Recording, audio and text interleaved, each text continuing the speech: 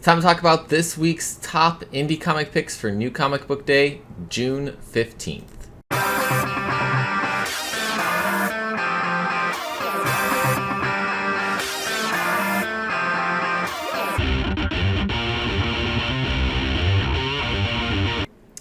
Welcome back. Let's get into these top picks for this week.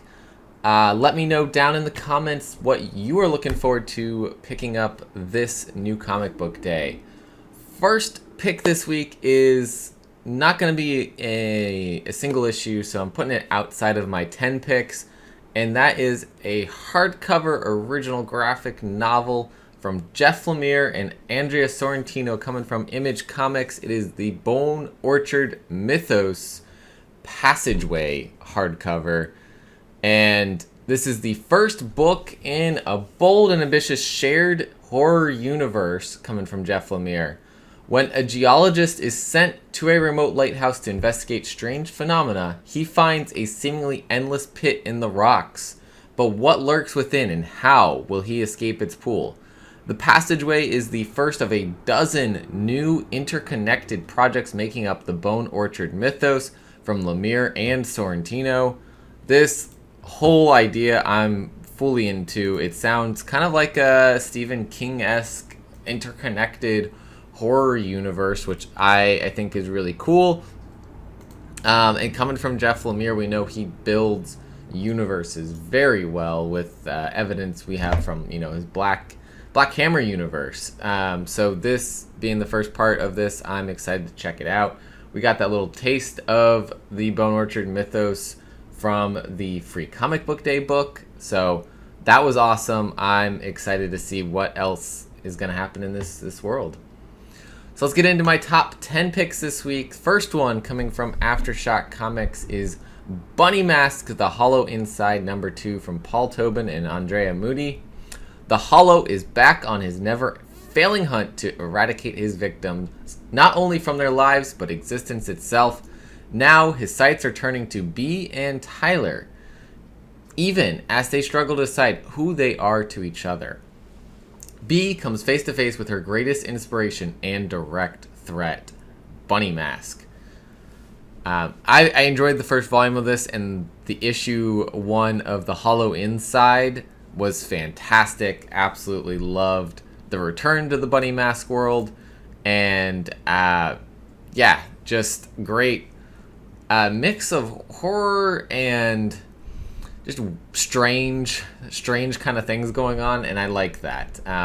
It's not all really horror focused. It's more about the supernatural and the strange of this world, which is great and oftentimes creepy. So Bunny Mask, The Hollow Inside #2 from Aftershock Comics, my number 10 pick for this week.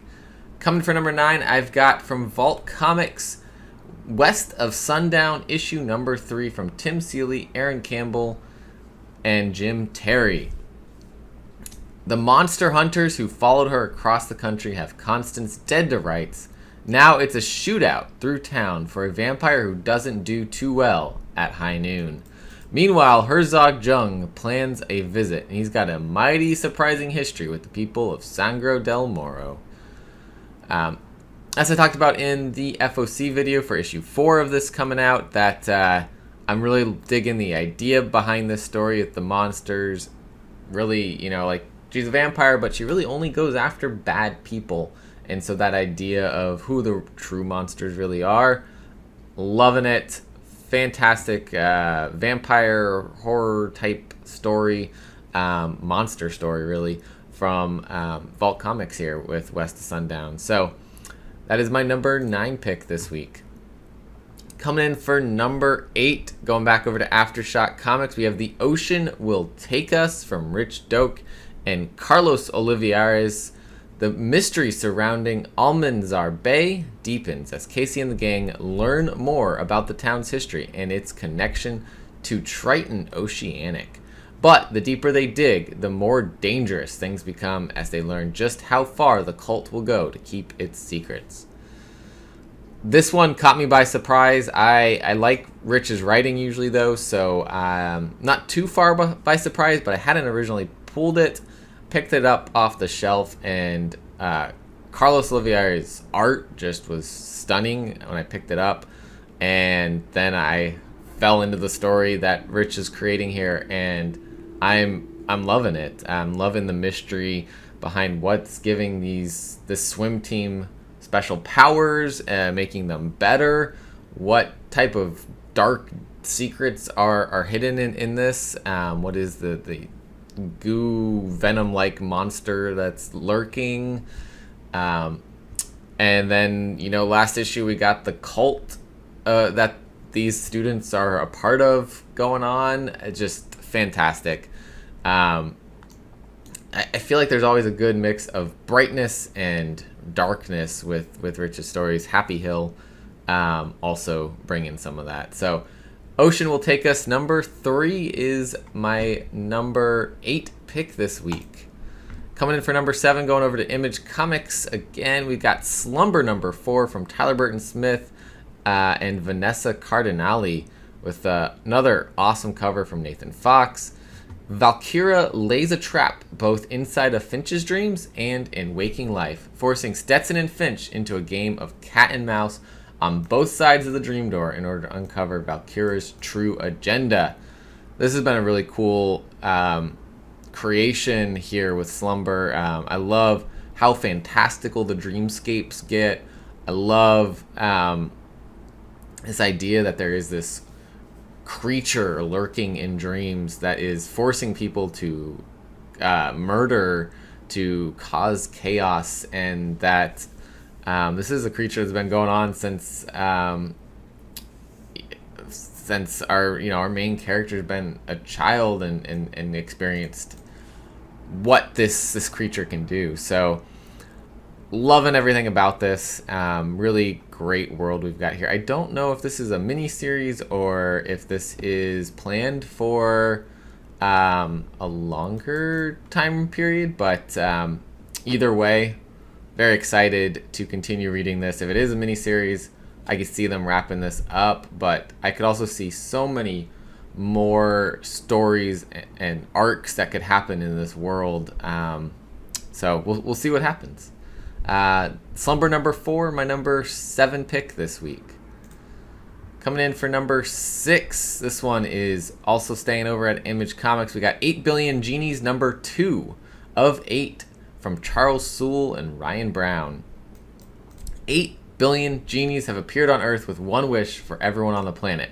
We've seen the first 8 seconds after the genies arrived and the first 8 minutes. Now brace yourself for the first 8 hours when many insane and foolish and wonderful wishes are made, and our heroes, a group of lovely people stuck in a dive bar in Detroit, try to survive the growing wish-pocalypse. I mean, just thinking about it, it's insane that what kind of things people could wish for here. If everyone can wish for money, money's probably useless now. Everyone starts coming up with fantastical things that could kill other people. I mean, we've seen they are keeping track of the human population throughout this. It has declined. Genie population also going down, of course, because people are making wishes. But in the previews images, it shows the first 8 hours. It says human population's down to 7.2 million. Genie population at 6.5 million. So we've started at 8 million. We've lost 800,000 humans and 1.5 million genies. Seems like some bad things are happening, but I think the coolest thing and the smartest thing that came from this was, the bar owners wishes can't affect this bar, anybody in it, and that really probably saved these characters. But they step outside, who knows what they might encounter if they decide to brave the world, the wish-pocalypse, in hopes that maybe some of that will settle down. But Crazy World issue 1 was fantastic, and I also, another one that I didn't originally pull, and I should have. I knew I'd love it, but I was trying to cut back, and that one got me back. Still gonna get it. So 8 Billion Genies, number 2 of 8, my number 6 pick this week. Coming into our top 5 now, we've got one from Vault Comics, We Ride Titans, number 4 from Trading and Sebastian Paris.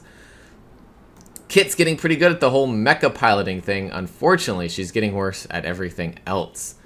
I love the fact that we're getting this kaiju story, but it's not just about fighting the kaijus and the drama from that. It's about the family involved, the family that's kind of a legacy fighting team. So there's some cool, interesting character dynamics going on with our cast of characters. And we also have kaijus and kaiju fighting. So lots of cool things in this one. Sebastian Paris's art, fantastic as always. Always going to talk about how great his art is. It's awesome. But We Ride Titans, number 4 is my number 5 pick this week. Coming in the number 4 slot this week, I have a new one from Blood Moon Comics called Endangered, issue number 1. John McCarthy and Ron Joseph, the creative team on this one. I don't know which one, but one of them is actually a New Orleans native or currently living in New Orleans. So I figured I would give this one a read and check it out. It looks pretty cool. Humanity has become an endangered species following a nuclear war. The survival of our species rests with a group of scientists aboard a low-orbiting space station. Their solution to stabilizing their uninhabitable home has unknowingly facilitated the evolution of the insects that survived the fallout. Now, the time has come for mankind to return home, but their fight for survival is just beginning. Sounds pretty fantastical, sounds pretty crazy, sounds like we're getting giant insects that become the monsters of the world.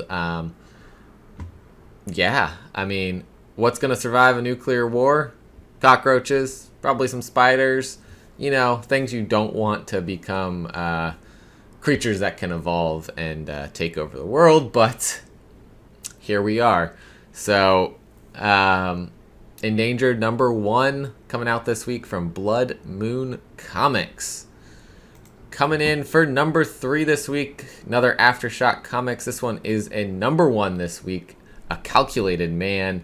Paul Tobin and Alberto Albuquerque bringing us this one. A verifiable math genius, Jack Beans, used to run the numbers for the Pinafore crime family until one day he ran them too well and concluded that the only way out of this life was in a casket or witness protection. So he turned state's evidence and ran. Now the Pinafores are out to end their favorite accountant.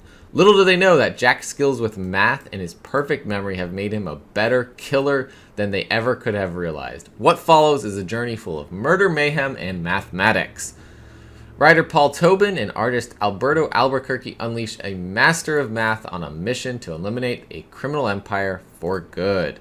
This sounds awesome. I love math. Not getting too crazy into it, but certain levels of math, and I think bringing that into this type of story could be very, very interesting. So, is my number 3 pick this week from Aftershock Comics.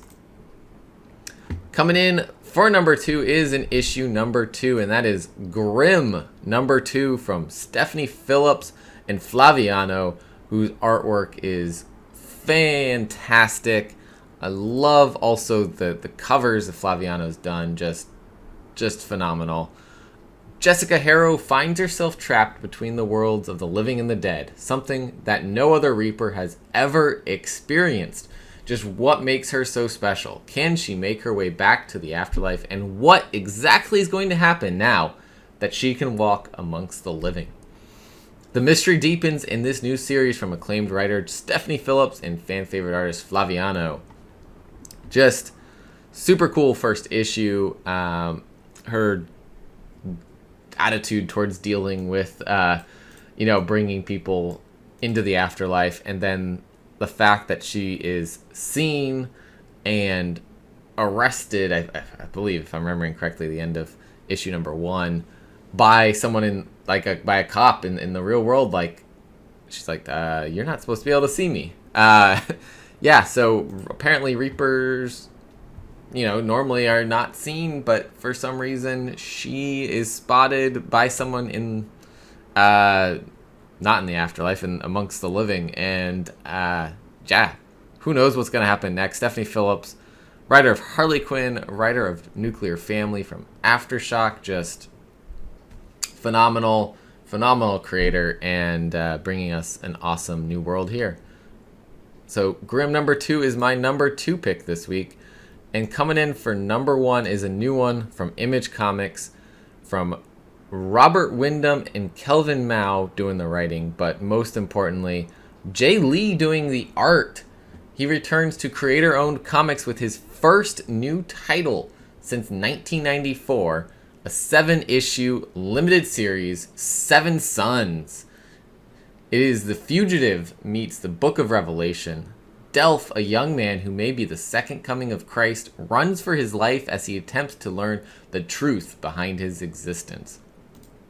And these interior pages just look awesome. Jay Lee's artwork on the interiors of a book is something that we definitely needed for a while. He hasn't done it since 1994, so it's really cool to see that. I bet that probably it takes him a little bit longer because he puts a lot of detail into these things. So I'm excited to see it. Yeah. Seven Sons number 1. Story idea sounds awesome as well.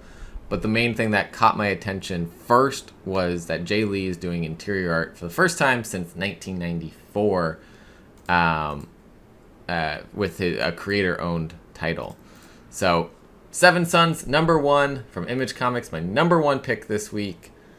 And that wraps up our top 10. So thank you guys for watching. We have one last little clip here at the end about a Kickstarter comic, so go check that out. And as always, collect what you love. See you next time.